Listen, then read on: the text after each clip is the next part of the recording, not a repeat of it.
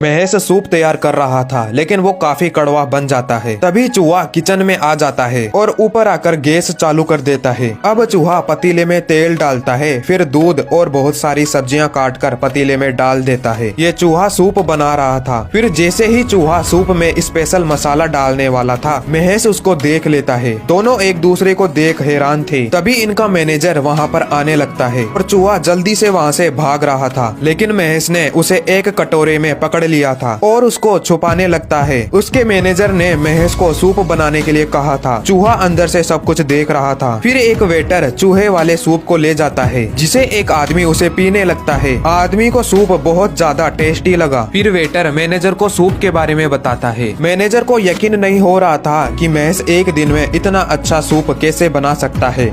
अब ये चूहा किचन से भाग रहा था। तभी लालची शेफ इसे देख लेता है और एक डंडे से चूहे को मारने लगता है, लेकिन चूहा भी बड़ा तेज था और महेश चूहे को एक जार में पकड़ लेता है। वो चुपके से चूहे को नदी के पास ले आता है और उसको नदी में फेंकने जा रहा था। वो चूहे से कहता है कि उसको बड़ा शेफ बनने की कोई इच्छा नहीं है और चूहे से पूछता है कि उसने सूप में ऐसा क्या डाला था जिससे वो इतना टेस्टी बन गया। ये चूहा इंसानों की बोली समझ सकता था और इसे खाना बनाना भी बहुत ज्यादा पसंद था। महेश दयालु था और वो चूहे को जिंदा छोड़ देता है, लेकिन महेश की ईमानदारी देख चूहा एक फैसला लेता है कि वो इसे खाना बनाना सिखाएगा। महेश चूहे को अपने घर ले आता है और महेश को खाना बनाने की ट्रेनिंग देता है। वो उसके सर पर बैठकर बालों के जरिए महेश को धीरे धीरे प्याज काटना और अंडा तोड़ना सिखाता है। ये चूहा हर प्रकार का खाना बना सकता था, जिसमें ये शेफ का भी बाप है। अब महेश फटाफट से सलाद काटता है और उसको सूप वाले बर्तन में डाल देता है। वो चूहा महेश की टोपी में बैठकर इसके शरीर को कंट्रोल कर रहा था। तभी लालची शेफ आता है और सूप को टेस्ट करने लगता है। वो चूहा टोपी के अंदर से सब कुछ देख रहा था।